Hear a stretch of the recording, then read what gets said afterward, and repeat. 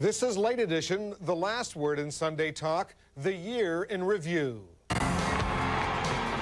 From the first hours of the new millennium to the end of the presidential saga, the year 2000 won't soon be forgotten. It was a year of transition. It's time for me to go. I will do my best to serve your interests, and I will work to earn your respect. America chose Texas Governor George W. Bush as the president-elect, and New York voted the First Lady to the U.S. Senate. Thank you for opening up your minds and your hearts. It was a year of political protests, including an emotional custody battle that brought chaos to Miami, and ended when a little boy named Elian went home.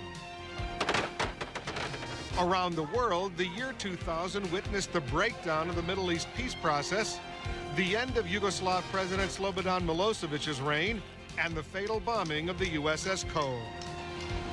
Today, a look back at the first year of the 21st century. We'll discuss a year of extraordinary presidential politics with the chairman of the Republican and Democratic parties, Jim Nicholson and Ed Rendell. Then, the view from Capitol Hill with two congressmen, Republican David Dreyer and Democrat Charles Rangel.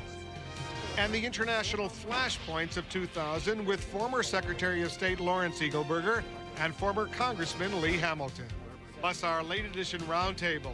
Steve Roberts, Susan Page, and Tucker Carlson give us their take on the year that was. And Bruce Morton has the last word on some of the people we lost in the year 2000. From CNN in Washington, this is Late Edition with Wolf Blitzer, the year in review. Wherever you're watching from around the world, thanks for joining us for this 2-hour Late Edition. We'll get back on the year's ups and downs, including the most unusual U.S. presidential election in years. But first, let's get a check of the hour's top stories. Hello, I'm Gene Randall in Washington. The year 2001 has just arrived in London, but there is no official celebration. Still, thousands are holding an unofficial party. Citing transport and safety concerns, London's mayor canceled the planned events a month ago, and people were discouraged from gathering in Trafalgar Square. Berlin celebrated an hour ago in a more traditional fashion.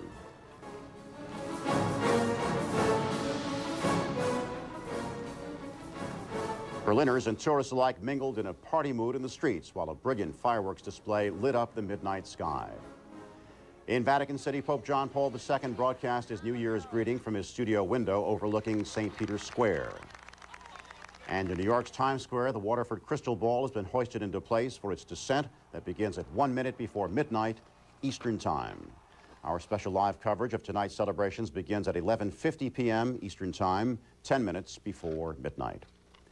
In the Northeast, there was a lot of snow removal going on today. Parts of Massachusetts got up to a foot of snow in the biggest storm to hit the region in 5 years. In Arkansas, the problem is ice. Utility workers are fighting bitter cold temperatures, still trying to restore power to tens of thousands of homes and businesses. More than 300,000 people lost power in a Christmas Day ice storm. Got some plans tonight? Worried about the weather? Well, here is Chad Myers. Chad? Gene, really the focus has shifted from the Northeast down into Texas and Oklahoma, even into Arkansas and now Louisiana as the entire system is sliding to the southeast. We'll zoom in for you, show you that the snow now has ended for Oklahoma City, pretty much over for Dallas, and I'll flatten this out and put the radar into motion for you. You can really see what's going on here. Oklahoma, you're now in the clear. Texarkana, you are not. The snow has moved your way. Sliding the radar to the east, Little Rock, some snow to your west. Shreveport, you're just about ready to get some snow. I just checked your observation, not snowing yet. I assume a lot of this is probably evaporating before it hits the ground, but you will get some snow tonight. Shreveport, places that don't usually get snow. Some cold air all the way down to the deep south. 21 at midnight in Denver, 29 in Dallas as the rain and snow moves off to your east. Atlanta 28, Chicago 19. Look at Miami. 48 for the midnight hour. Phoenix, the place to be, a high of 57 at midnight tonight. Gene will enjoy. Back to you. Thanks, Chad. I'm Gene Randall in Washington. From all of us here, Happy New Year. Now back to Late Edition. Thanks. We begin with presidential politics. The first year of the 21st century will be remembered, particularly in the United States, for a presidential campaign and election that produced twists and turns that no one could have anticipated. I offer my concession. We must seize this moment and deliver. And the seesaw battle of election 2000 ended 5 weeks after Election Day. But it was a long, hard-fought campaign with bitter primary battles for both parties. Why should we believe that you will tell the truth as president if you don't tell the truth as a candidate? You're sounding a little desperate. And when you run ads, say you're going to take care of Social Security, my friend, that's all hat and no cattle. That's cute, but You know, they're always cutest when they're true. After Gore and Bush emerged from the pack, their running mates became the hot summer topic. Bush chose the old guard, former Defense Secretary Dick Cheney, while Gore made history with the first Jewish vice presidential candidate, Democratic Senator Joseph Lieberman. Dear Lord, maker of all miracles. Party conventions brought plenty of pomp but little substance. I will work for you every day, and I will never let you down. they had their chance. They have not led. We will. Bush and Gore faced off in October debates without third-party candidates Ralph Nader and Pat Buchanan. For every dollar that I propose to spend on education, he spends $5 on a tax cut for the wealthiest 1%. Man's practicing fuzzy math. The homestretch of Campaign 2000 saw a neck-and-neck race, and Election Day did not end the suspense. Then came the unforgettable legal drama surrounding the Florida recount. Finally, 36 days after Americans cast their ballots, the 43rd President of the United States claimed his office. And God bless America. And joining us now to talk about how and why the year's presidential politics unfolded as it did are two men who kept a very close eye on the campaign from the beginning till the end. In Philadelphia, the Democratic National Committee General Chairman Ed Rendell, and here in Washington, Republican National Committee Chairman Jim Nicholson. Gentlemen, good to have both of you on Late Edition. You've been frequent guests in the past. And I want to begin with you, Mr. Nicholson. How close, looking back, put your analytical cap on, if you will, how close was John McCain to derailing George W. Bush as your party's presidential nominee? It got pretty close. He came out of New Hampshire with real momentum.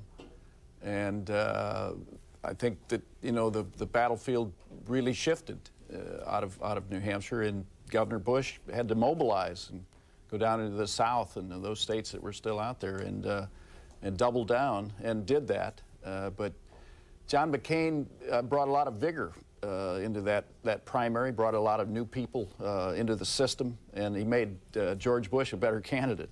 What about that, Ed Rendell? Would John McCain, had he become the Republican presidential nominee, been a stronger candidate against Al Gore than George W. Bush was? Well, I think so. The conventional wisdom is obviously, Wolf, absolutely. He wouldn't have had the inexperience factor that Governor Bush had to overcome. And he was a stronger candidate. The question was, would John McCain have been able to hang in there during the rigors of a very intense presidential fall campaign without losing his temper, without making mistakes? I think he probably would have hung in there, and he would have been a very formidable candidate. You know, one of the major differences, of course, between McCain and Bush involved campaign finance reform. When I interviewed George W. Bush in Iowa just before the Iowa caucuses, I want you to listen to what he said about that subject, specifically John McCain's position. Listen to this. My only point, there's a fundamental disagreement with Senator McCain and me.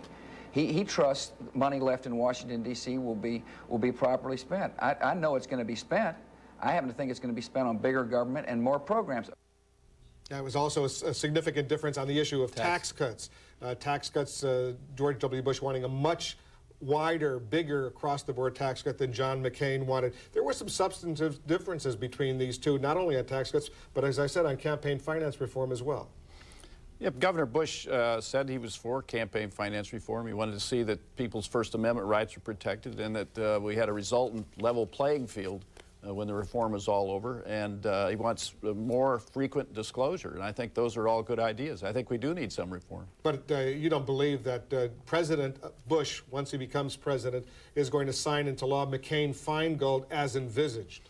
I doubt it'll be in that format, and I don't know that it'll be, first and foremost. I think education is probably a bigger problem we have in our country to help kids get better schooling. We do need to address the tax cut, I think, right away. But campaign finance reform is certainly going to be dealt with. The whole issue of campaign finance reform, Mr. Rendell, you're leaving the chairmanship right now of the Democratic Party.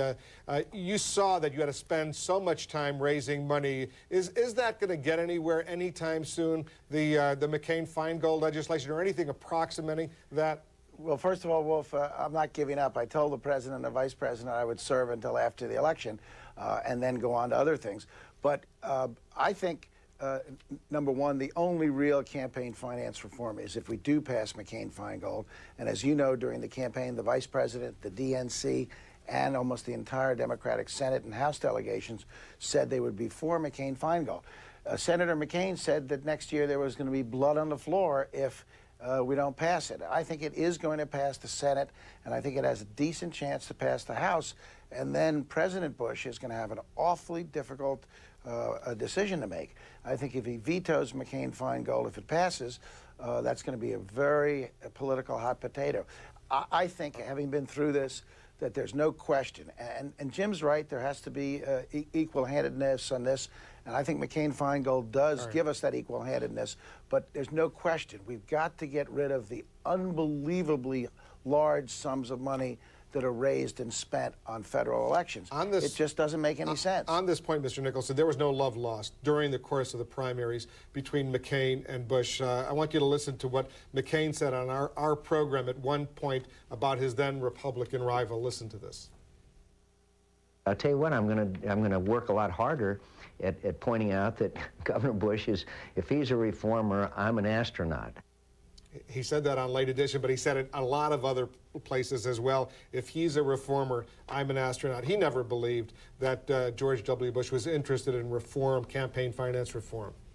Well, primaries are primaries. We also heard in your lead-in where, Bill Bradley said, if we can't believe Gore, in the campaign, how could we ever believe him? These things are said. We're seeing right now, Governor Bush, President-elect Bush, is a reformer. He's going to push for the tax cut that we need. He's going to lead on changing the public education system in America. He's going to give more money to the schools, and make them more accountable, see if they perform, and in those that don't, he's going to give choices to those kids and those parents. That's real reform, and it's really needed. Mr. Rendell, I interviewed Barbara Bush on Late Edition earlier in the year. There was a lot of speculation that George W. Bush would not be able to get out of his father's shadow, and that this was something that was probably going to hinder him. Listen to what Barbara Bush said on Late Edition. I guess it was February 13th. Listen to this. I think I'd be awestruck, but not, it has nothing to do with me. It just has to do with the fact that that would be a very exciting thing. But I'd feel great as a mother. I had asked her how she would feel being the only woman in history who not only was the wife of an American president, but the mother of an American president as well. Was that ever a serious problem, do you think, looking back, the whole notion of George W. Bush inheriting this Republican presidential nomination? I think it was. I think that combined with the experience problem, I think that almost, in fact, did give us the popular vote victory. If you noticed, of course you did, Wolf, in the last week or so, all of the polls showed that Governor Bush was going to win the popular vote from 6 or 7 points to 1 or 2 points. And I think the reason we won the popular vote is the whole experience, getting out of his father's shadow. Does George W. Bush have the experience to be president? Is he smart enough?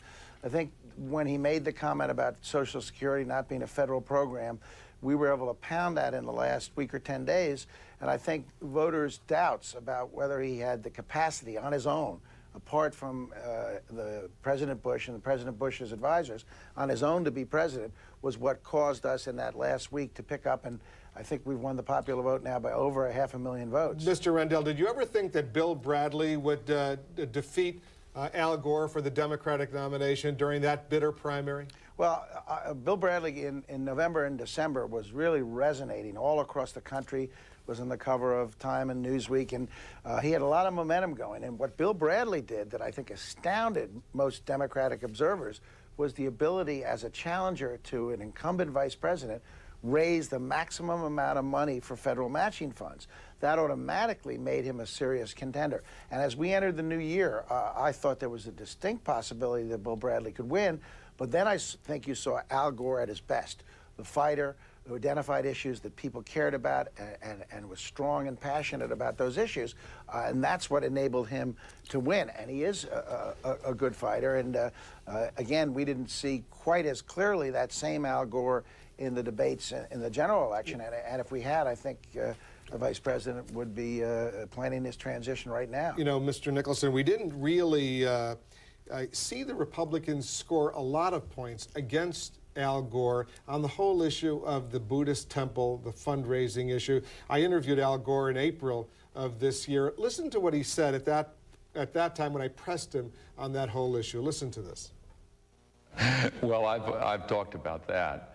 But I'll tell you what I've learned from it, which is that we need campaign finance reform. I've said that if I'm entrusted with the presidency, Wolf, the very first bill that I will send to the Congress will be the McCain-Feingold reform bill. Why wasn't that more of an issue during the campaign, the whole Buddhist temple issue in Al Gore? I didn't get the sense it really was. Well, it was there. It was sometimes subliminal, but we campaigned on the issues. We campaigned looking forward in America, but in talking about education and tax cuts and reforming Social Security and making our military stronger.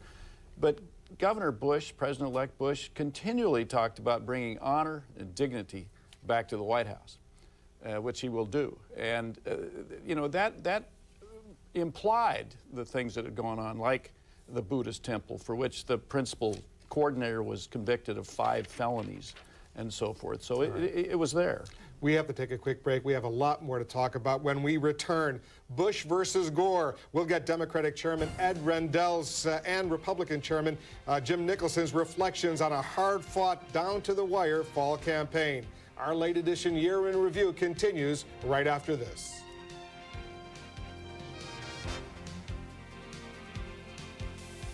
Late Edition with Wolf Blitzer is brought to you by the Archer Daniels Midland Company, ADM, supermarket to the world.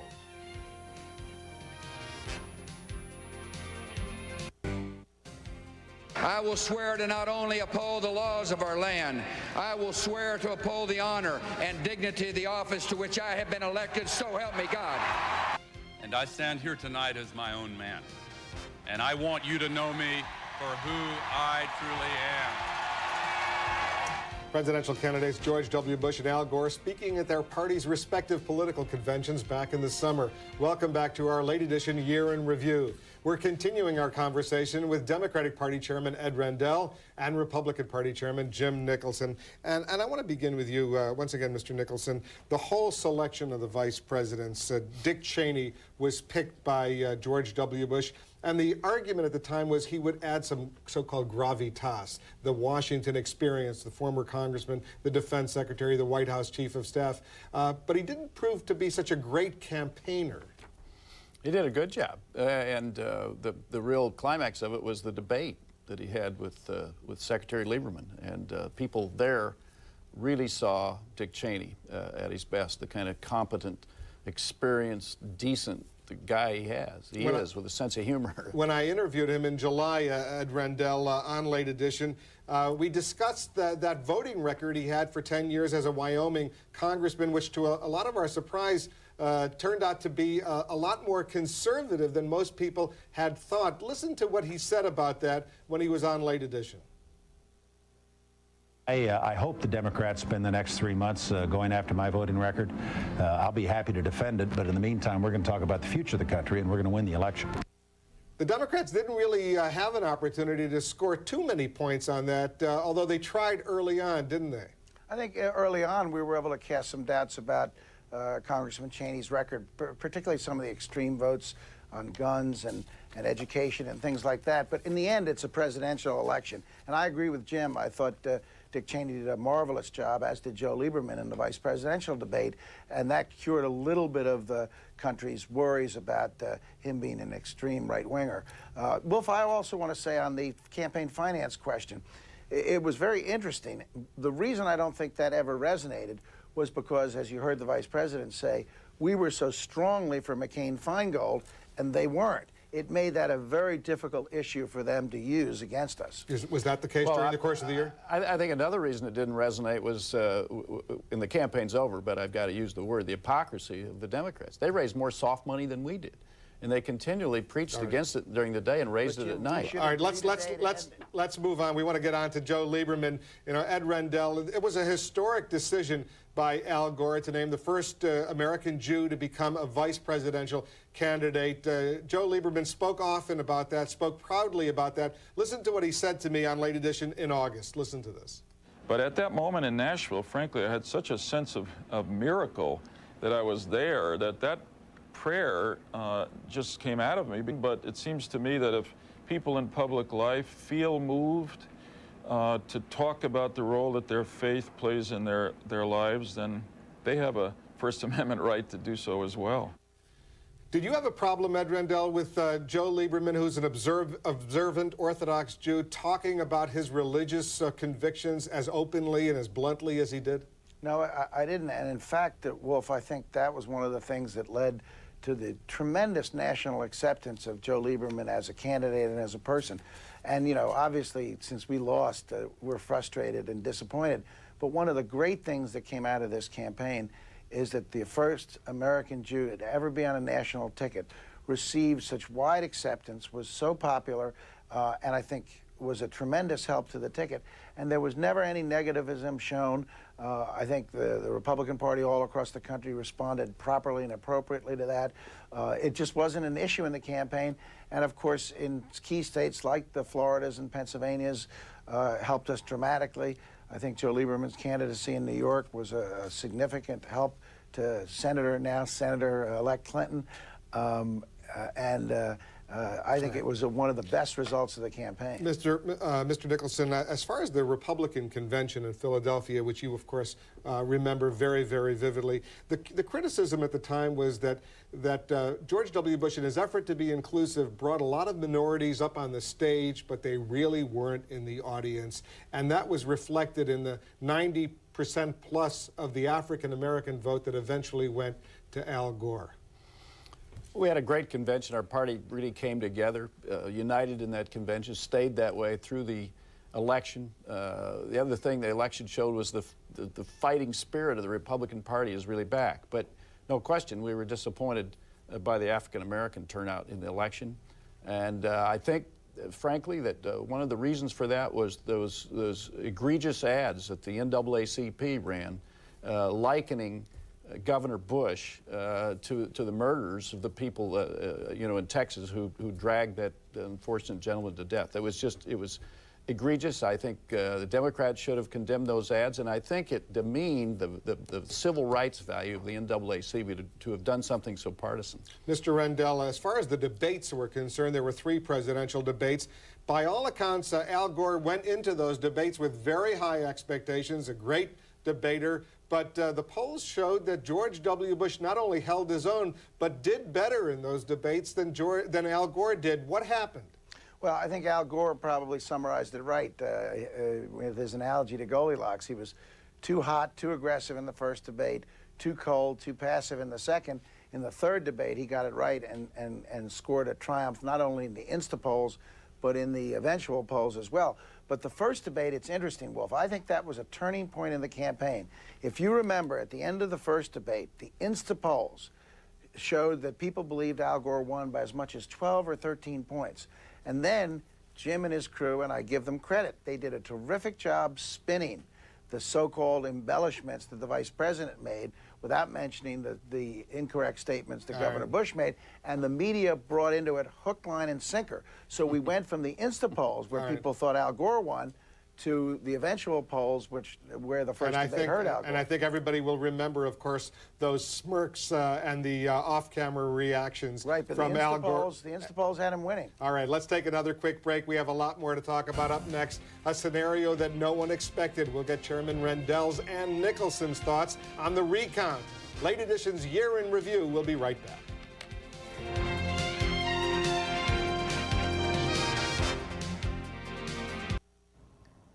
Hi, everyone. I'm meteorologist Chad Myers, live from CNN in Atlanta. Yesterday, we were worried about this big nor'easter heading up the East Coast. We still have some light snow affecting the areas there, but for the most part, most of the snow now in the Atlantic provinces of Canada. We're watching this tonight. The next system behind it, it'll be coming in from Oklahoma into Arkansas, down into Mississippi and Alabama overnight. Significant snows for areas not used to getting snow, like Shreveport. An inch or two there will certainly slow you down.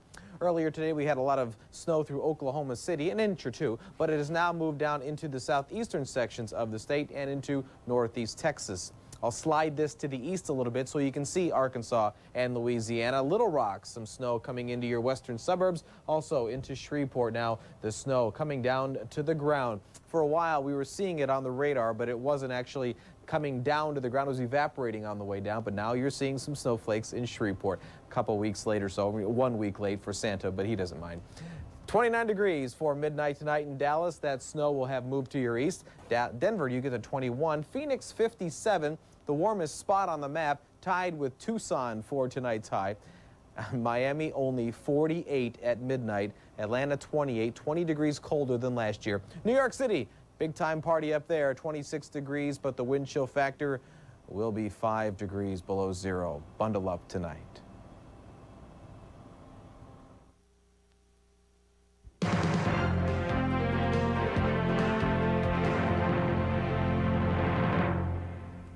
Welcome back to Late Edition's Year in Review. We're talking about presidential politics in the year 2000 with Democratic Party Chairman Ed Rendell and Republican Party Chairman Jim Nicholson. Ed Rendell, was there anything that Al Gore and the Democrats could have done differently in the 36 days after the presidential election, November 7th, that would have changed the result? Legal strategy, political strategy?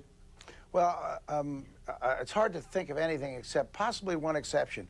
David Boies, who I thought performed brilliantly throughout this entire process, was asked in the first Florida Supreme Court debate, Wolf, he was asked by the court, Mr. Boies, if we extend the deadline for certification, to what date should we extend it to? And you recall David's response was, that's up to the court, which is absolutely true.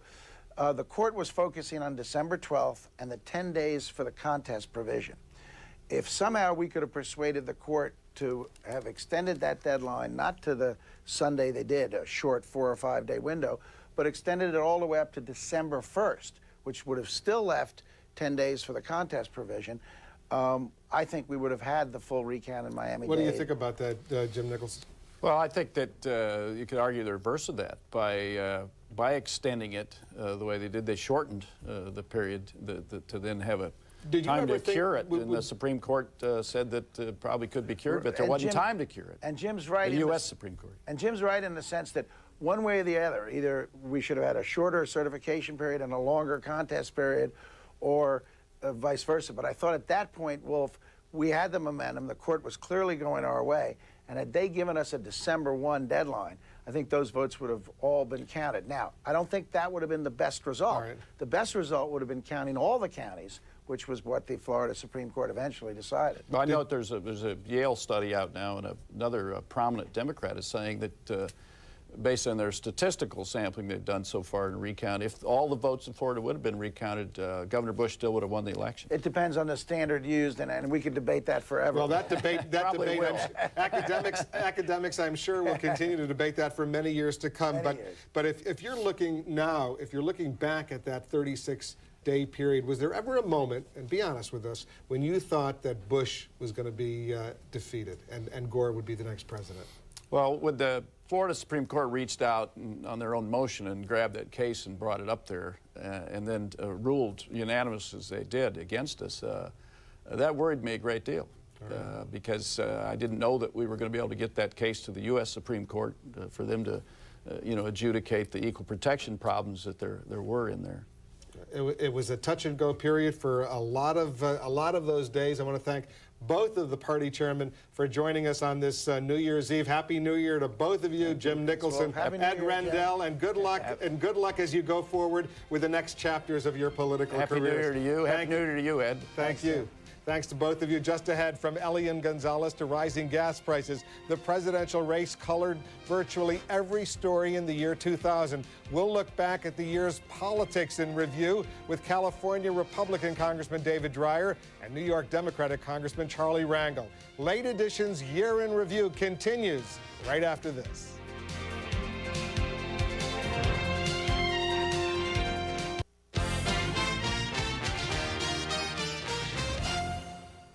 Welcome back to Late Edition. Amid the backdrop of a hotly contested presidential race, there were other stories that unfolded in the United States in the year 2000 that had serious political implications.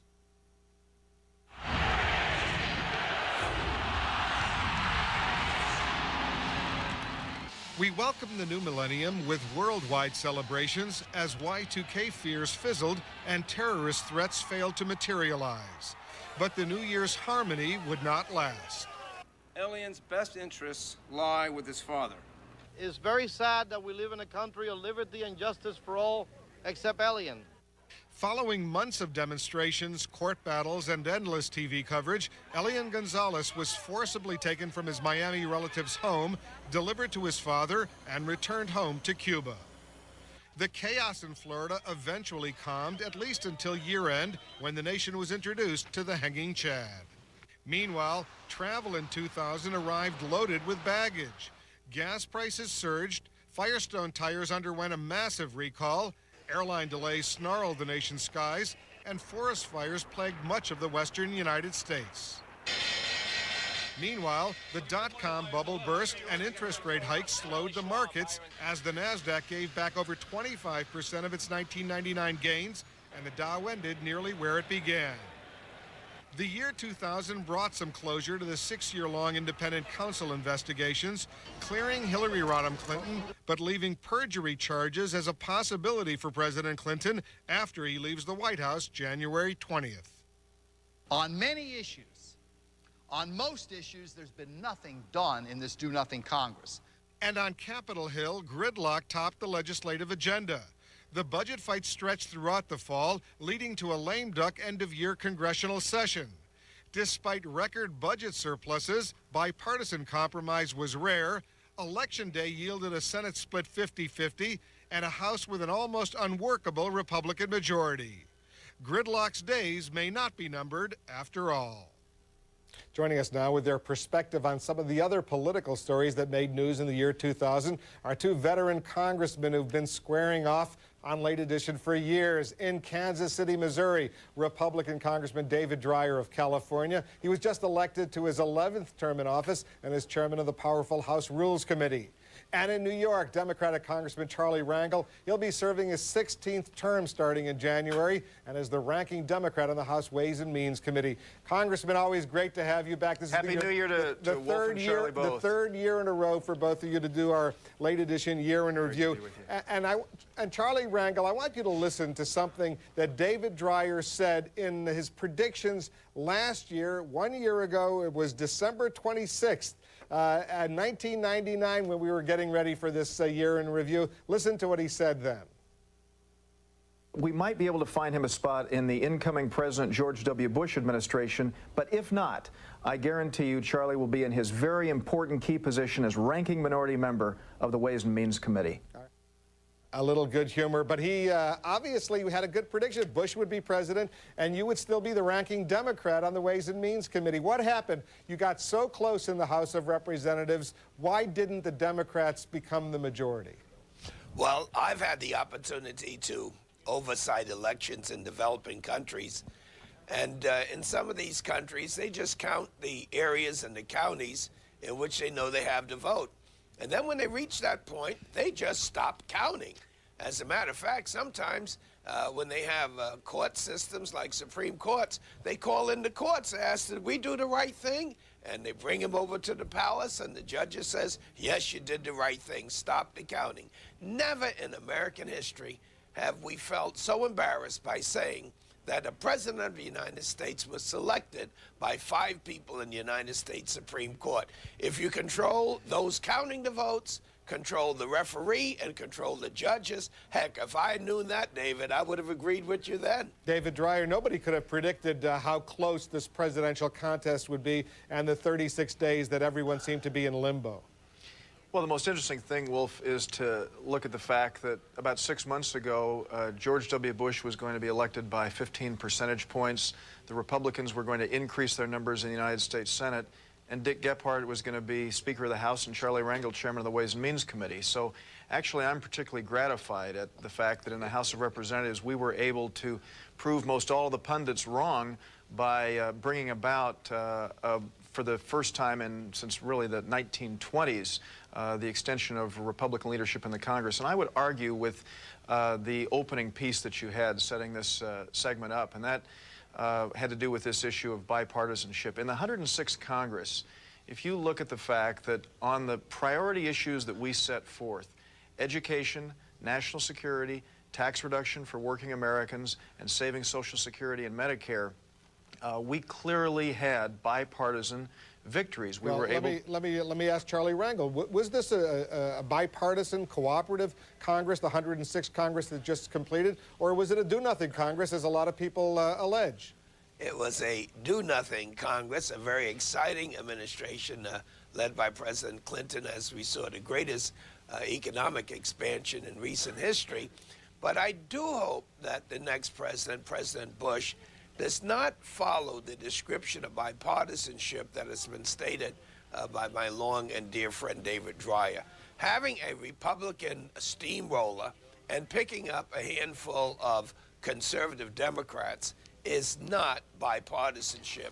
What is bipartisanship is bringing in the leadership of the Democrats and Republicans and trying to find an agenda that both parties can agree to so that we have equal number of Republicans and Democrats supporting it.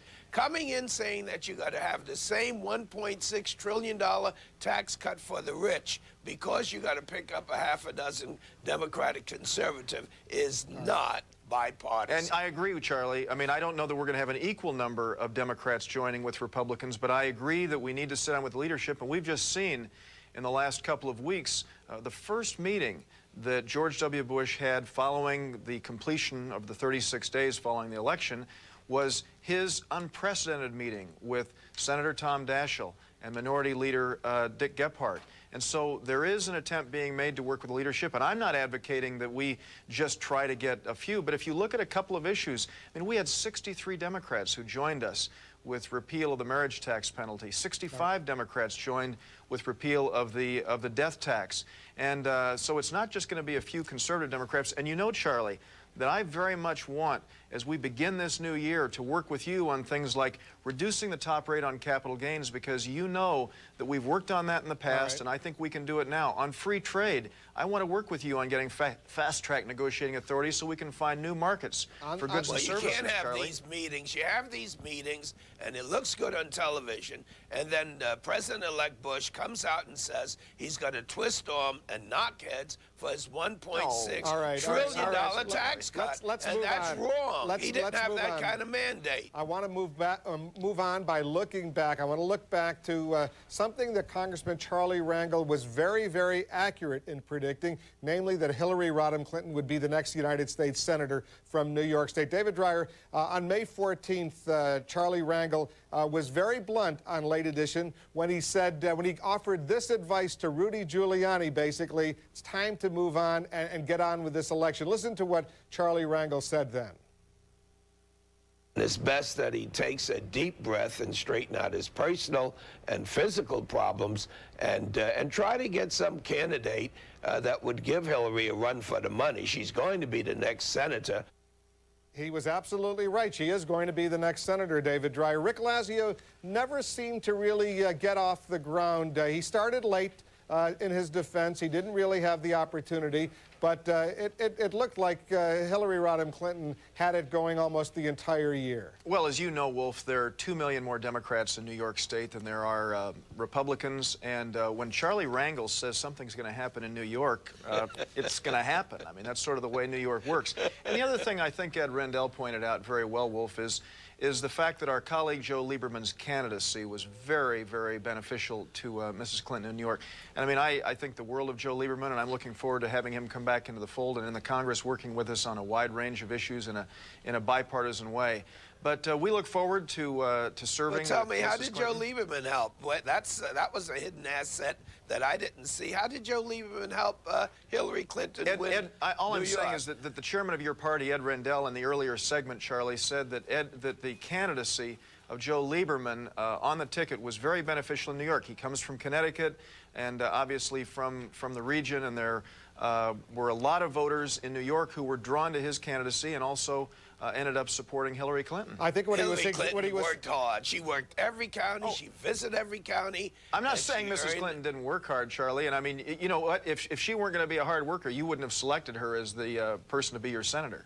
I think what he was suggesting, Congressman Rangel, was that Joe Lieberman, being the first Jewish vice presidential candidate, brought in a lot of Jewish support in New York State, which is an important block of voters. I guess that's what he was referring to. Well, she got a hard time from certain of the Jewish segments. I do hope that finally they realize that she was always and has been a friend of Israel, but a lot of the hard knocks that she took was from the Jewish community. But we should say that under difficult circumstances, our friend Rick Lazio did very well, starting extremely late and with so many more Democrats in the state than Were you surprised? than the Were Republicans. you surprised, David Dreyer, when Rudy Giuliani, given the health problems, the prostate cancer that he came up with, the marital problems, were you surprised that he was even, that he dropped out when he did? Well, I thought that he was going to proceed and be the candidate, and I know that there had been a struggle earlier on about this, and we all wish him well and hope that his recovery is going well. I was surprised when he did, in fact, withdraw. Are you looking ahead to 2002 already, Charlie Rangel? You want to stay on as the ranking Democrat on the House Ways and Means Committee, or you think there's a chance you could become chairman? Claude Pepper, who was one of our aged and most exciting One of my members predecessors Congress, as chairman of the Rules Committee. right, once said when a young man tried to sell him some investments, he said, "Young man, at my age, I don't buy green bananas." And so talking to 70-year-old Charlie Rangel, let's talk about the agenda for this year, and we'll let 2002 take. And I'll make another prediction for you, Wolf, and that is Charlie Rangel in the 108th Congress will be in his very important position as ranking minority member of the Ways and Means Committee. All right, we're going to take another quick break. Charlie Rangel, you look great for 70. You don't look a day older than 60. Let's take another break. When we come back, the Elion ordeal. We'll ask Congressman David Dreyer and Charlie Rangel to reflect on the custody case that reignited debate about America's policy toward Cuba. Late edition, the Year in Review. We'll be right back. We are happy to go home. Thank you. Juan Miguel Gonzalez speaking just before taking his son back home to Cuba following an 8-month ordeal that involved the boy's Miami relatives. Welcome back to our late edition Year in Review. We're talking with Republican Congressman David Dreyer of California and Democratic Congressman Charlie Rangel of New York. And I want both of you to listen to what the Attorney General Janet Reno said on Late Edition in the midst of all of the Elion Gonzalez uproar on April 9th of 2000. Listen to Janet Reno. My hope is that this will be resolved in a thoughtful way, that the people of Miami will accept it, that the Miami relatives will do as they have done, which is have respect for the law and think of what they would like to see happen if he has to be transferred. David Dreyer, looking back on the Elion case, why did that custody battle create such an uproar in the United States? Well, we do know that there are very strong feelings about the fact that the lone communist dictatorship in this hemisphere is Cuba, and there's been a lot of tension going back to the Kennedy administration in the early 1960s. Let me just say, without trying to be patronizing, Wolf, that I remember the late edition program.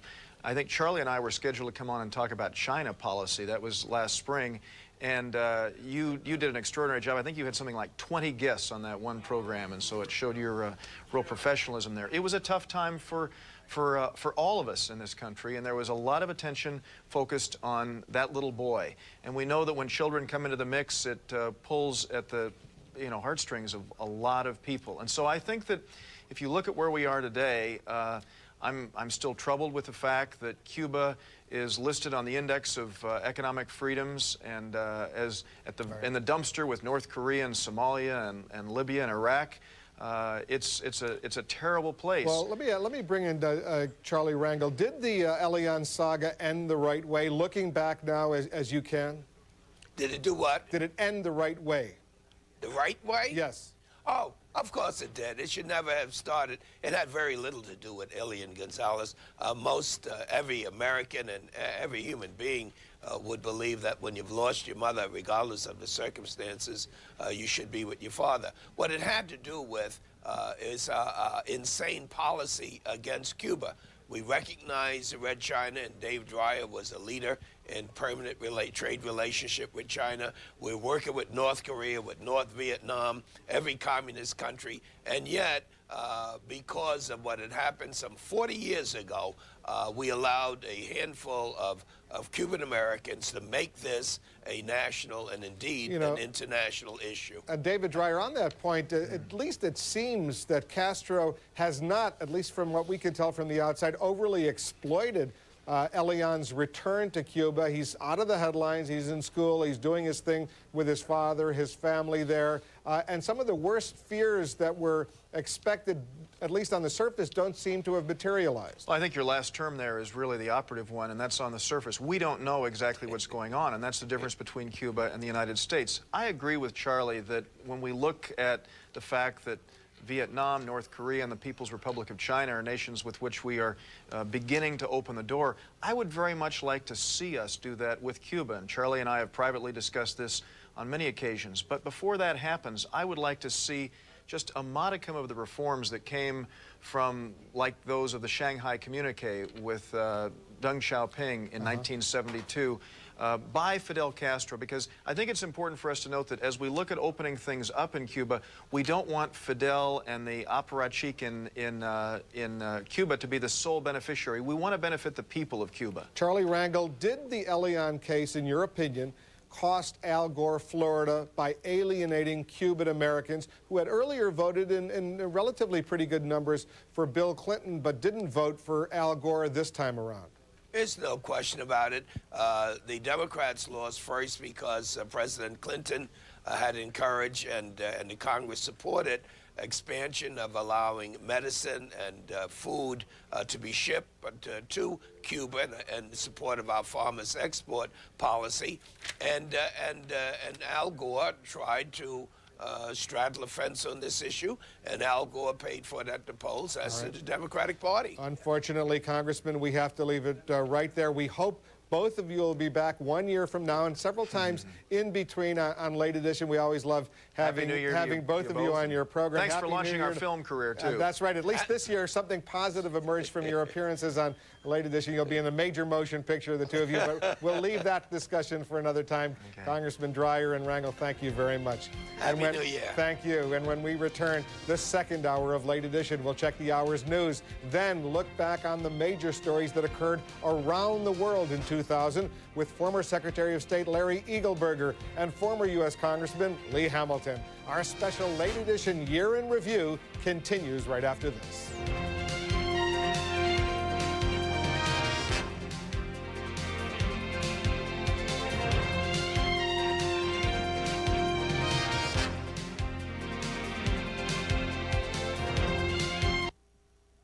This is the second hour of Late Edition, the Year in Review.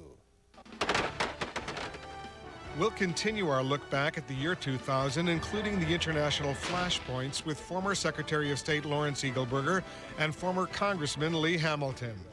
Plus our late edition roundtable. Steve Roberts, Susan Page, and Tucker Carlson give us their take on the year that was. And Bruce Morton has the last word on some of the people we lost in the year 2000.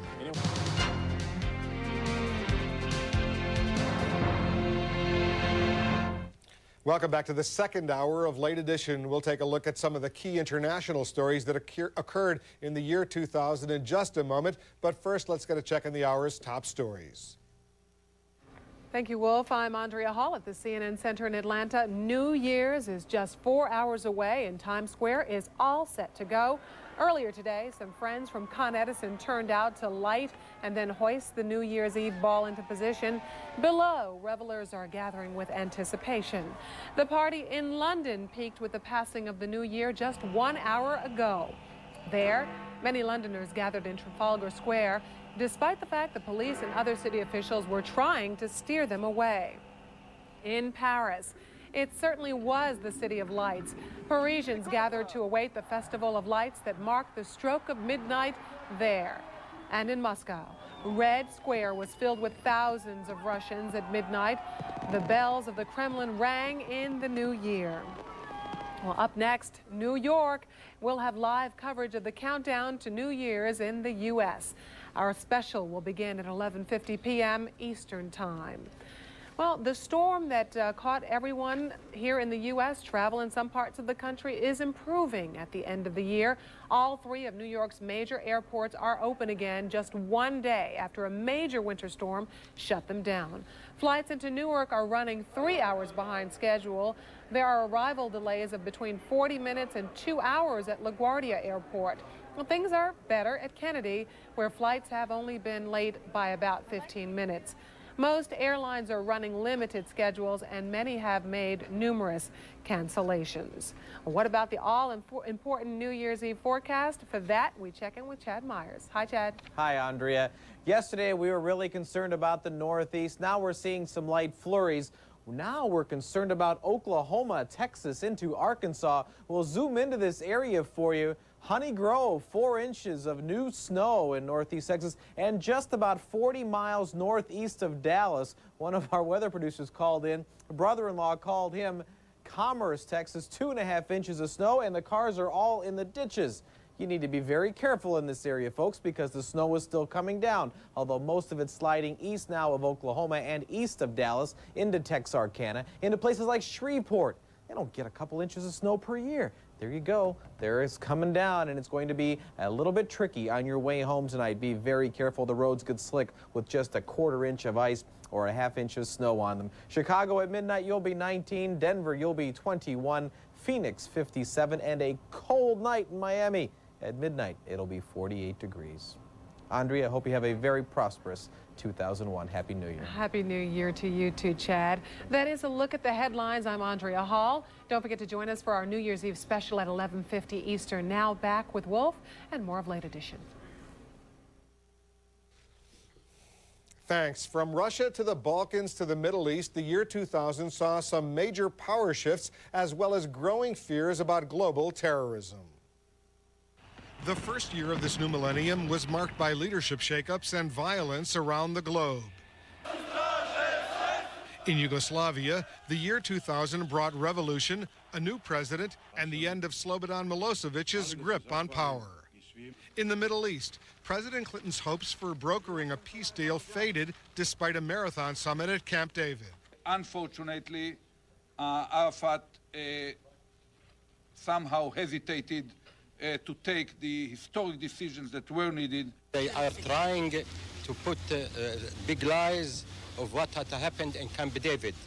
As some of the worst violence in years exploded in the region, Israeli Prime Minister Ehud Barak resigned after calling for new elections in February. He says he'll run again.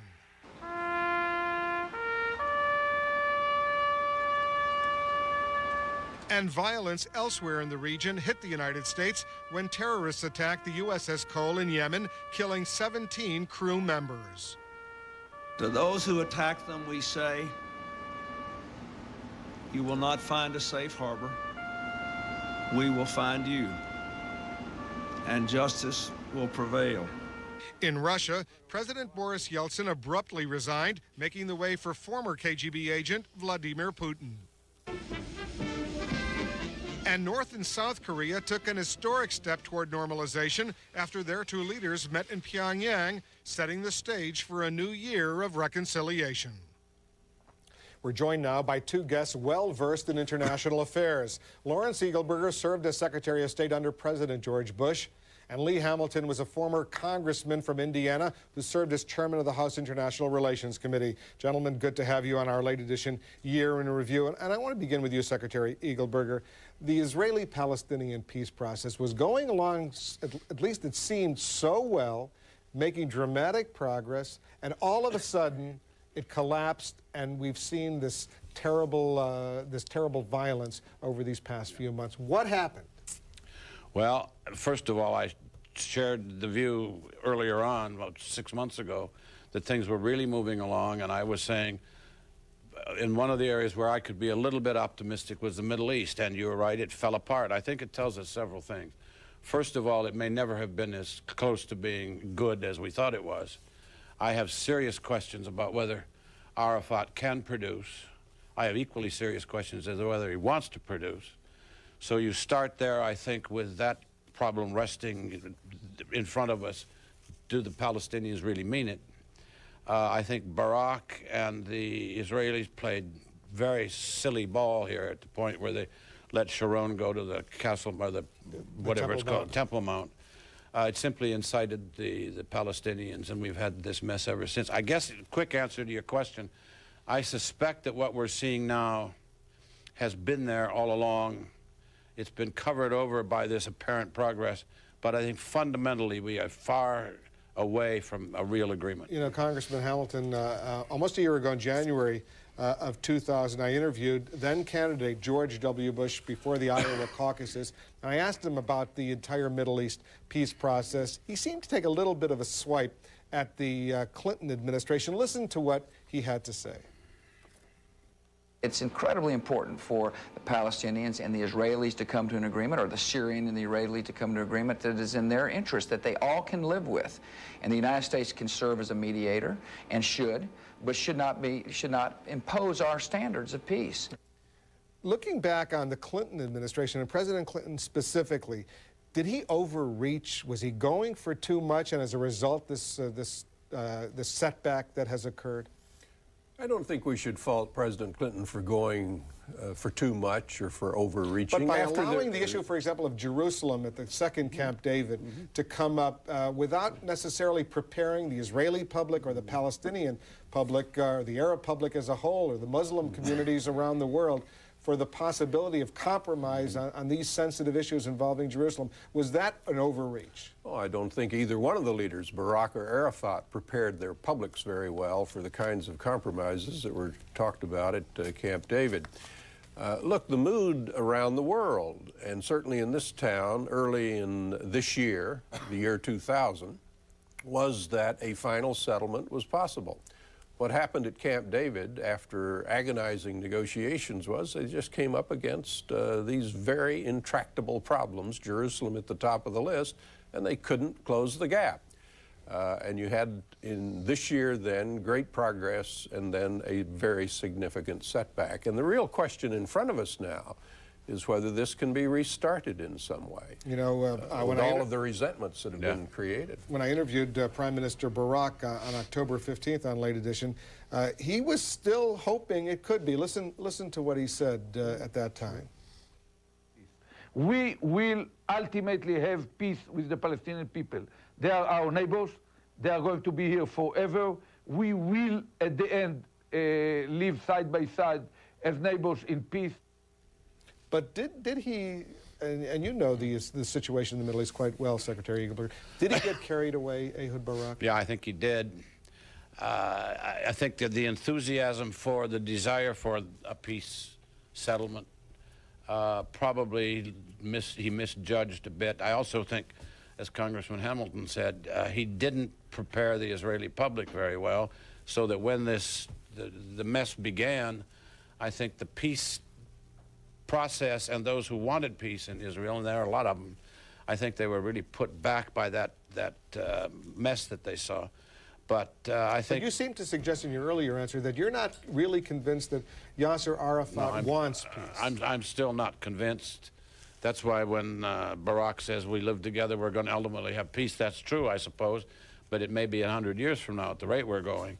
The fact of the matter is that I think, and I think it was demonstrated in the fighting that's gone on in the last month or so. I think the fact is that either Arafat can't control his people, and I think there's something to that. But I think it is also probably true that in the end, he's prepared to trade words for reality. He gives the words, the Israelis give the reality, but I don't think it's going to happen for a long time. Lee Hamilton, you were chairman of that Near Eastern subcommittee for so many years. I used to cover all those hearings that you held. Do you agree with the Secretary Eagleberger on whether or not Yasser Arafat is committed to this peace process? Well, I think that's the big question. I think Secretary Eagleberger is exactly right. Prime Minister Barack's under a lot of political pressure to achieve a settlement. If he doesn't achieve a settlement here fairly quickly, he's probably not going to be able to stay in office. And the deadline is moving. You know, what the real question is Arafat, and I think that's remains to be answered. And this year saw Syrian President Hafez al-Assad pass away. His son replace him as the president of Syria. Is that going to help or hurt the prospects of a deal between the Israelis and the Syrians? That's a very nice question, because I must tell you, while I thought President Assad was a miserable human being, at the same time he was one of the smartest players in the Middle East. And he was able, practically on the basis simply of his personality, to drive a great many things. He was clearly a negative, a major negative. But having said that, when he did make an agreement, he would stick with it. What I can't tell with the son is whether he has anywhere near, one, the acumen, and secondly, whether he's got the authority within his Syria to do anything. So I guess what I'm saying to you is I was not sorry to see the father depart the scene, and I don't mean to point up, I think he went the other way, but having said that, we now have a son who is unknown, and I think that's going to be a big problem too. Congressman Hamilton, the attack on the USS Cole in Yemen caused a major source of concern, the spread of international terrorism. When I interviewed Defense Secretary William Cohen about this subject in October, he was understandably alarmed. I want you to listen to what he said at that time. All of the area of the Middle East is considered to be high risk for the most part. And so there are a number of different groups. Osama bin Laden is one of them, and we will certainly try to examine all of the threads that go to this particular incident. Was the attack on the USS Cole an isolated incident or part of a bigger anti-American effort? I think what we can say for sure is that the United States is the #1 target for terrorism. And our national security concepts have to be expanded now to include it. Secretary Cohen, of course, is right on the mark. This is a very dangerous area of the world. And it's in some ways become more dangerous for us because of the resentment that is now evident against the United States because of its perceived tilt towards Israel in the peace process and for other reasons. Is that the major factor why the U.S.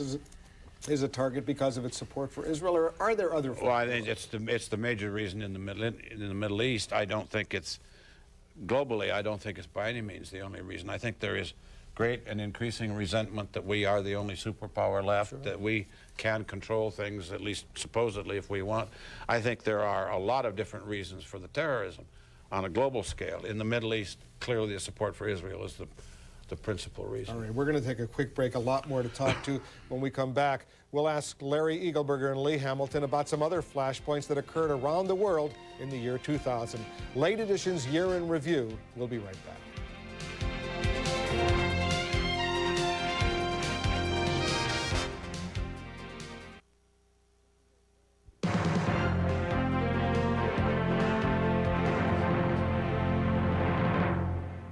Welcome back to Late Edition. We're talking about the big international stories of the year 2000 with former Secretary of State Larry Eagleberger and former Indiana Congressman and House International Relations Committee Chairman Lee Hamilton.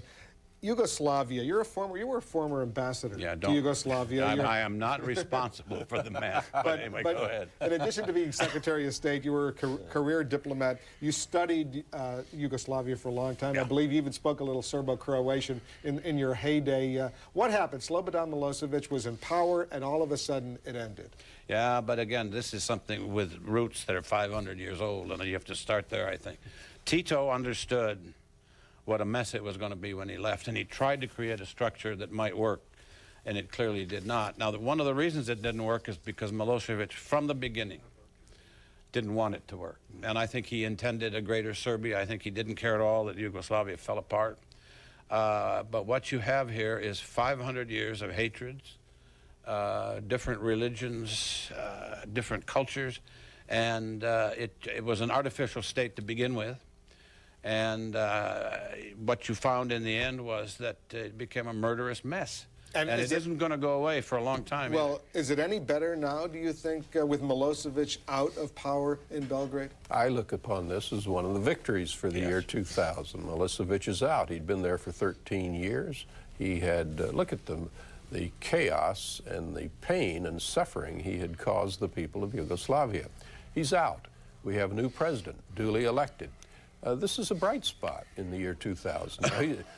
Tough challenges ahead, but we can look back on this and say this was a bright spot. And Secretary Eagleburger, there was another major change of power in Russia, from Yeltsin to Putin. I was in Moscow covering that election that day, and I remember interviewing Secretary of State Madeleine Albright. She was at the time in Geneva, Switzerland. Listen to what she said on the election of Vladimir Putin to become the president of Russia.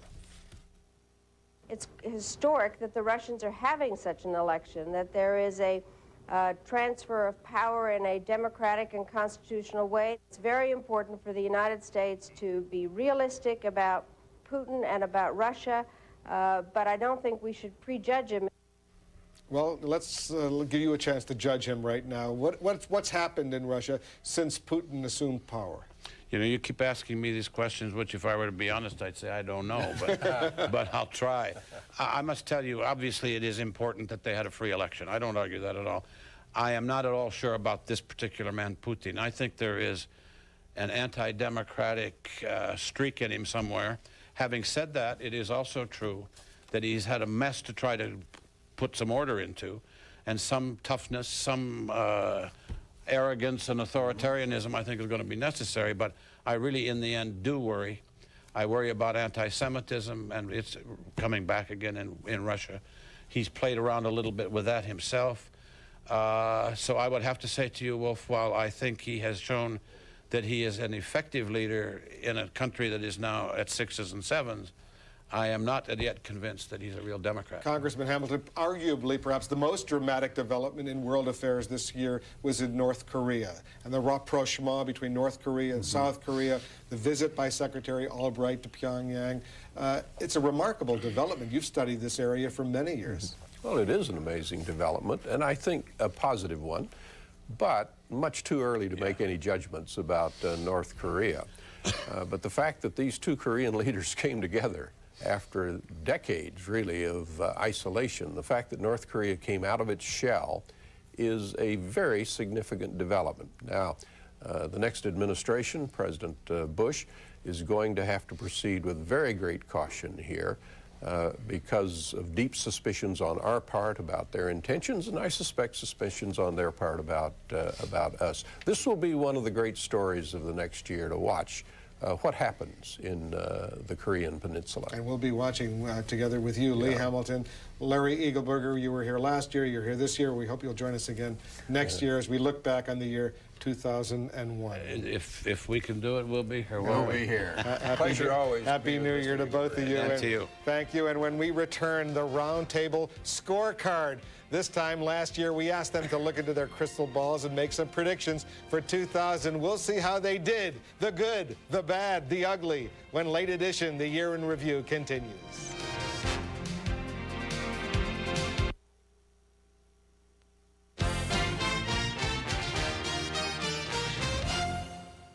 Welcome back to Late Edition. Time now for our roundtable. Joining me, Susan Page, Washington Bureau Chief for USA Today, Steve Roberts, contributing editor for U.S. News and World Report, and making his final appearance with us because he's now co-hosting CNN's new hit weeknight show, The Spin Room, Tucker Carlson, political writer for the Weekly Standard. Tucker, you're moving on to bigger and better, but we'll talk about that sadly another time. I want to talk a little bit about what happened in this year. We're doing the year in review after all. The last time we did it a year ago, December 26th, everybody was making some predictions, or almost everybody. Listen to this. I would say, sitting here today, that George Bush will be the new president of the United States. Sir? I think it's clearly going to be John McCain will be president of the United States. I'm dumb, but not dumb enough to answer that question. Very intelligent. For a long time, that looked pretty smart, too, after voting day. Yeah. It could have still been going on right now with one change in the U.S. Supreme Court. John McCain, you really thought he was going to be the president? Clearly, John McCain was exerting a kind of mind control over me. And a lot of other reporters are smarter than him, something he learned in prison. That's my excuse. I can't think of any other explanation for that prediction. Round of applause for Steve Roberts. He did predict George W. Bush would be the next president. How did you know that a year ago? Well, there were two reasons, actually. One was dumb luck. The other is that I had been out with Bush just before that in South Carolina, and I had a real sense that he had a dynamism, he had an ability to deal with crowds. I felt that he was generating a lot of warmth. I think that was sort of the afterglow of that. And I always believed that Al Gore simply did not have the personality to be president of this country. Now, obviously, he came awfully close. But I just never believed he had the Clintonian magic. He never had that ability. Speaking about that, on January 30th, you spoke about the Clinton shadow and Al Gore. Listen to what you said at that time. There's a sense of why change horses, why jump ship, and I think that's the strongest thing Gore has going for him. Clearly, he's been reading that in the polls because he's been identifying himself much more closely with Bill Clinton in the last couple of weeks than he was in the past. You remember we were in New Hampshire just before the New Hampshire primary. Did he make a mistake, though, looking back over this past year, Al Gore, in not using Bill Clinton more, arguably maybe one of the most popular politicians in a long time? I think he made a huge mistake. I know a lot of people, including people I'm married to, don't agree with me, but I think that remained the case that if he was going to win, he was going to win because people felt good about themselves, they felt good about the country, they felt good about the economy. Yes, there was a moral deficit. You know, there was a strange this duality in the polls. 80% of the people said they were satisfied with the economy. 30% said they were satisfied with the morality in the country. So clearly he had a problem on the moral side, but I think he made a big mistake not using Clinton more. You know, I've spoken to a lot of Gore advisors, and looking back, and I'm sure you have as well, Susan, they don't seem to think they made such a big mistake, that they probably would have been worse off in some of those states like Pennsylvania and Michigan, which they carried, if they had used Clinton more. It's hard to rerun history, and of course, if he had used Clinton, he would have perhaps done a little better in some places, but they worry he would have done a lot worse with swing voters. And the fact is, Gore did really well with the Democratic base, the people that you most likely would have used Clinton to drown. You know, I think if they had this to do over again, they would have had Gore spend a little more time in Tennessee. They might have had Clinton spend a little more time in Arkansas, because if Gore carried either one of those states, he'd be president. You know, there was another Clinton in the news, Tucker. You probably remember Hillary Rodham Clinton. Listen to what you said on February 6th. The problem is, what's the rationale for the campaign exactly? Rudy has a bad personality? That's not a bad rationale, but I'm not sure that's enough to become a senator. And anybody who has to reinvent himself or reintroduce himself to the voters, I mean, that's a clear sign of desperation. And you want to say anything? More foolishness from me. I mean, I didn't know Madonna was going to get married either. There are a lot of things I didn't know that were going to happen this year. It seemed remarkable that she could win. That's all I can say. Again, smarter people than I made the mistake.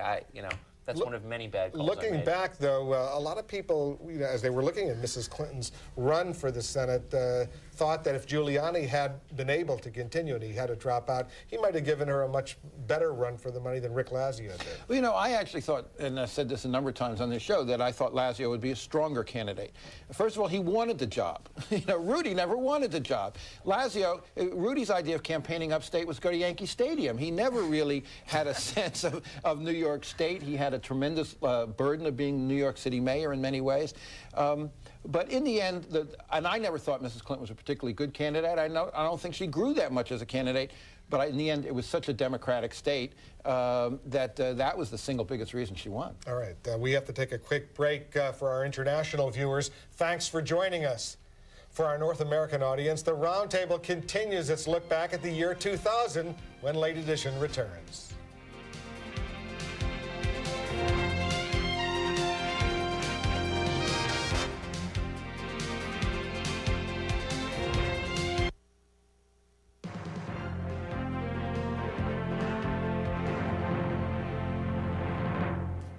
Welcome back to our roundtable. You know, Susan, there was a lot of stuff going on this past year. I want to remind you and our audience out there what you said on April 2nd of 2000 in speculating about the importance of Florida in this presidential race. Listen to this.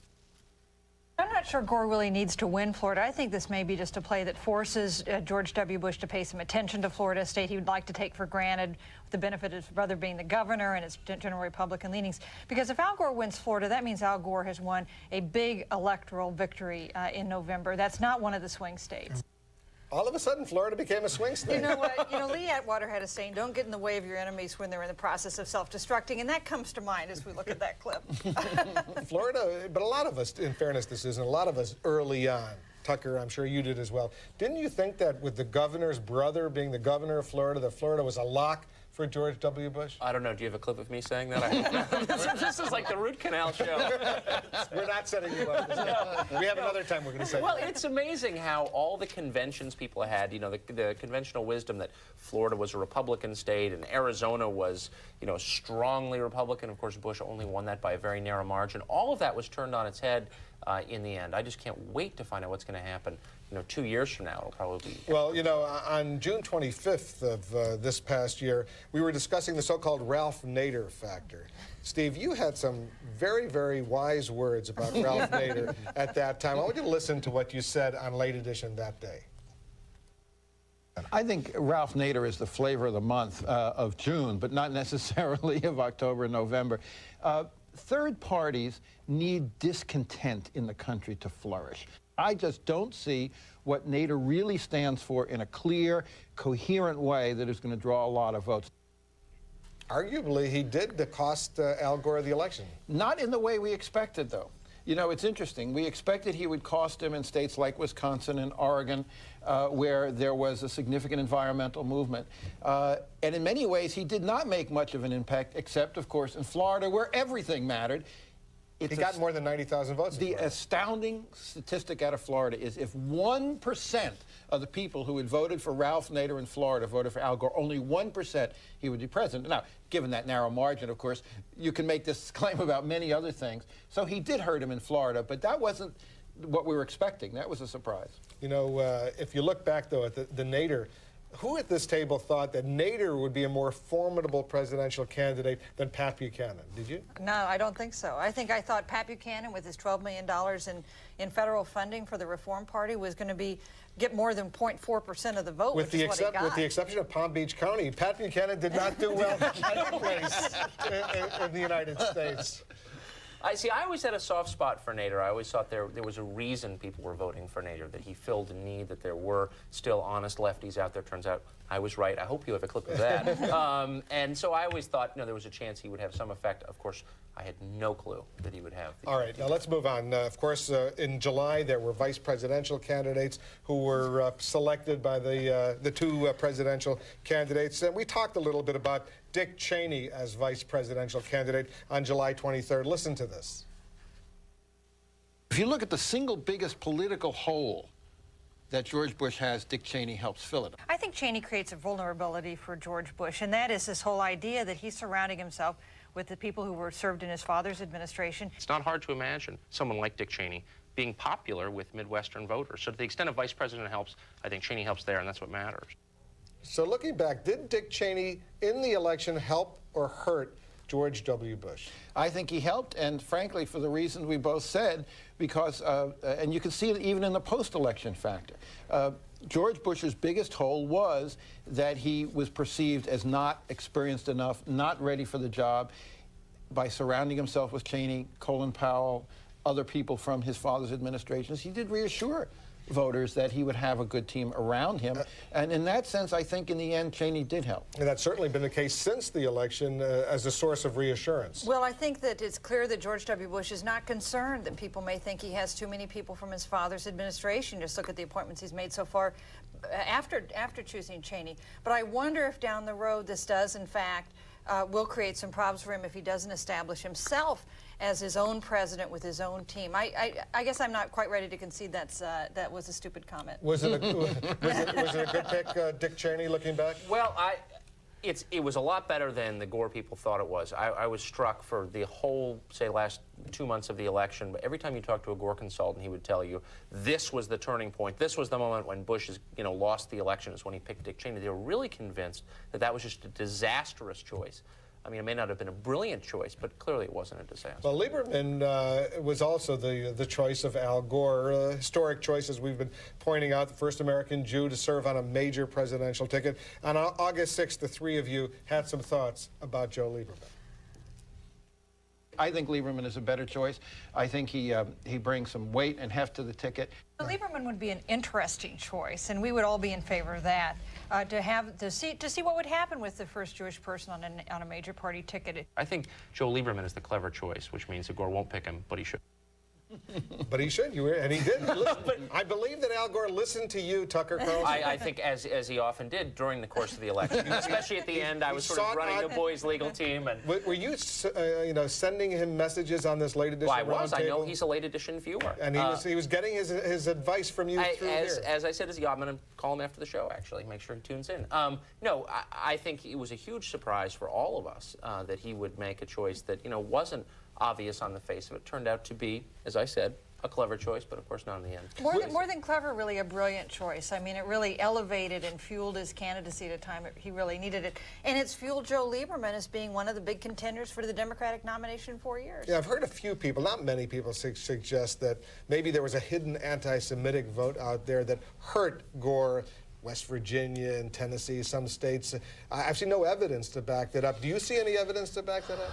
No. I do see evidence on the other side that Lieberman was a help with other minority groups. I remember going to New Jersey during the campaign and interviewing voters and really being struck how many people said Lieberman on the ticket as a Jew encourages us as Hispanics or as blacks, that he broke down a lot of barriers for other groups. And so I think he was a big plus, and I think the fact that by the end people were not talking about the fact that he was Jewish validated the fact that America was ready for a Jewish vice president, and in the end, even if there might have been some hidden anti-Semitic votes, I think it was a big plus. You know, Steve, on October 29th, we got back to the subject of Gore Clinton. We just couldn't get away from it. We talked about that all the time. But listen to what you said then, because there was a nuance of difference that when you had said earlier at the beginning part of the year. Listen to this. I think Gore has made a mistake about not using Clinton more. I do think he can help bring out the base. I do think he can remind people about the good economic times. The best argument, it's still the simplest, it's still the best that Al Gore has, is you're better off than you were 8 years ago. That argument should have resonated, and a lot of Democrats think that there was such a great opportunity for Al Gore, and he squandered it, that he should have been elected president, simply with that one argument, are you better off today than you were 8 years ago? Well, it gave him an enormous advantage. The question is, could he take advantage of it? And clearly he did not, for a couple of reasons. One we've already talked about, which is that while people were enthusiastic about the economic legacy of the Clinton years, they were not enthusiastic about the moral legacy of the Clinton years, and that turned out to be a more significant drag on Gore than I think I anticipated. You know, we trash Gore for not winning an election. Should have won. Maybe we should credit Bush, who should not have won this election. All the election models had Gore winning. You know, vice president, time of prosperity and peace. Maybe George W. Bush deserves a lot of credit for sensing the national mood and running a consistent and clear, coherent campaign. Also, just one quick word of defense of my pal Al Gore. The Gore campaign decided not to use Clinton based on a huge amount of polling data. I mean, this is not just some instinct they had. They focus grouped this. They did a ton of polls on it. They kind of came to this by the scientific method, so it was not a random choice. But I also know that President Clinton to this day is furious and very resentful that he was not used more. All right, stand by. We have to take another quick break. When we come back, the late edition roundtable will get the predictions for the year 2001. You don't want to miss this. Stay with us.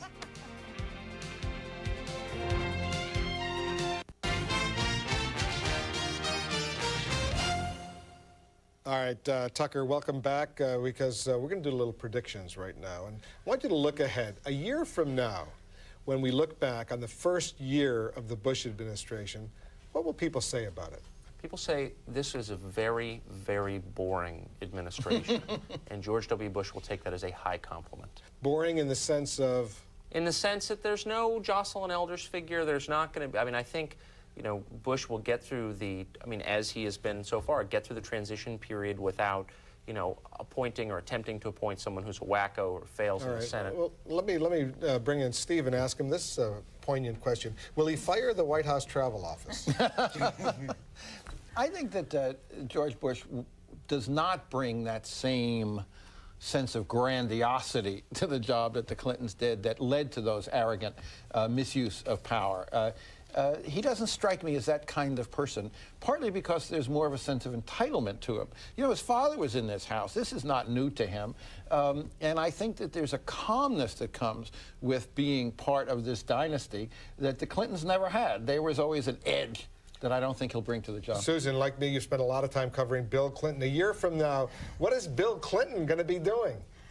Bill Clinton will be writing his book, he'll be building his library, he'll be managing his wife's presidential campaign. Tucker, what do you think he's going to be doing? I think Clinton will have his own cable show. I think his wife's book will bomb. And I think we'll be seeing more of Bill Clinton a year from now than we see him presently. Bill Clinton, radio talk show host or TV talk show? Both, multimedia. Multi. I would not at all rule out Bill Clinton preparing to run for the Senate from Arkansas in 2002. Asa Hutchinson, the incumbent, is not a sure thing. And I think this guy, at this age, all he's ever done is run for office, is what he loves best in the world, and I think it's a real possibility to run for the Senate. All right, Save Tucker, that tape. we're going to be saving all of these tapes. Tucker, you know, this is your last official performance. Hopefully, you'll come back to visit us from time to time on Late Edition. And on behalf of our entire staff, we've got not this one. We're going to get you another one, but we've got a Late Edition mug that we're going to give you. Is there a moth floating in the bottom of it? We've got a Late Edition mug because. We want to wish you good luck on the spin room. Now, the spin room is on Monday through Friday, 10:30 Eastern. But we have, at this point, no mugs. So we look to Late Edition. Will you use this Late Edition mug on the spin room? Yes. And we have to put black tape over it, but I will. And you'll always remember that where you got your start on CNN. The Moth and the Mug Show, Late Edition. And Bill Press is your partner on that show. Yes, he is. Wish him good luck. Well, we are really going to miss you. Thank you. I'm going to miss you. And it's been great fun having you. Thank you. Meeting on Sunday mornings like this. If Bill Press is mean to you, you come talk to him. I'll be back to complain about it. Tell him Susan and Steve were nicer to me. All right, Tucker, good luck. Happy New Year to all of our Late Edition roundtablers. When we return, Bruce Morton's last word. Bruce remembers those who left us in 2000.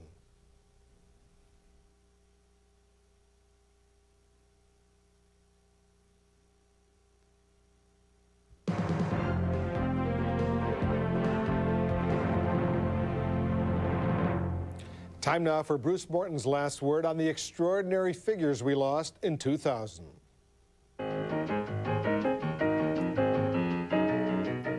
We lost Charles Schulz. We knew his kids. Oh, you blockhead! Charlie Brown and Lucy and Linus and their friends about as well as we knew our own. And they are so popular that their comic strip still runs. Just reruns now that Schulz is gone. But when did that ever happen before? We lost Jeff McNelly, who drew editorial cartoons and a strip called Shoo about some birds who worked on a newspaper. Others draw it now. Lost Paul Coverdale, a senator from Georgia so esteemed that colleagues cried when eulogizing him on the Senate floor. Lost Gus Hall, for 41 years head of the American Communist Party, a true believer even when the Soviet Union collapsed and Eastern Europe chose to breathe free. Lost Henry B. Gonzalez, Henry B. for short, a battler for his Hispanic American voters. The fight hasn't even really begun. During 37 years in the House.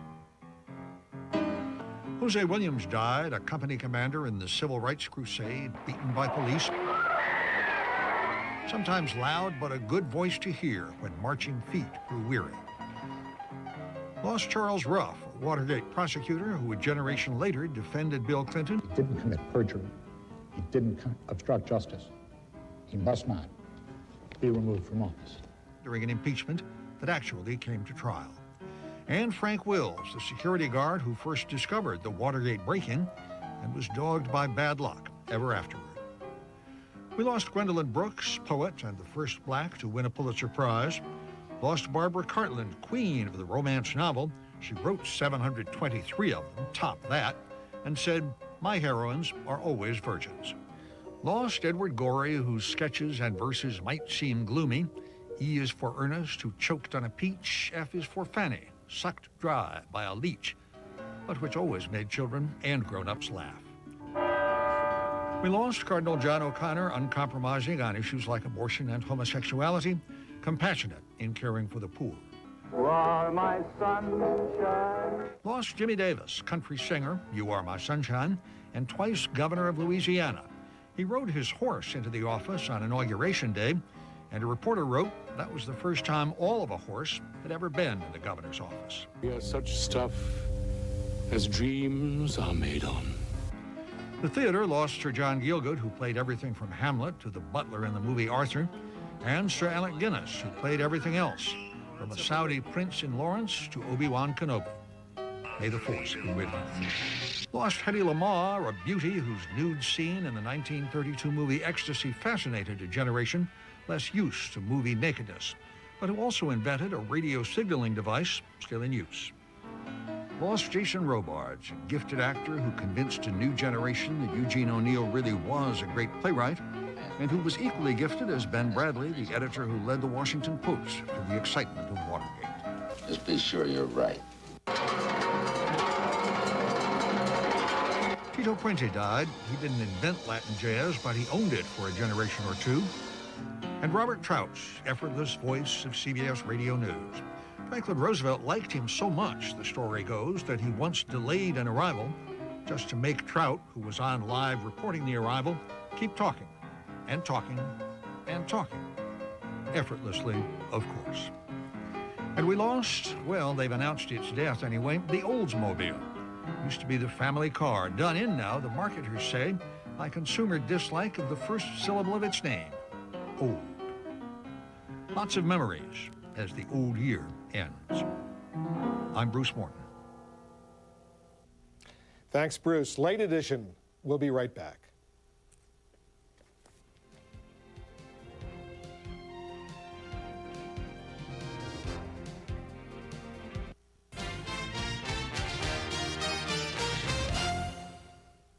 And that's your late edition 2000 review. Be sure to join us next Sunday and every Sunday at noon Eastern for the last word in Sunday Talk. I'll be back tomorrow night, 8 Eastern, for Wolf Blitzer Reports. For now, thanks very much for watching. Enjoy the rest of your holiday weekend and have a safe and very happy New Year. I'm Wolf Blitzer in Washington.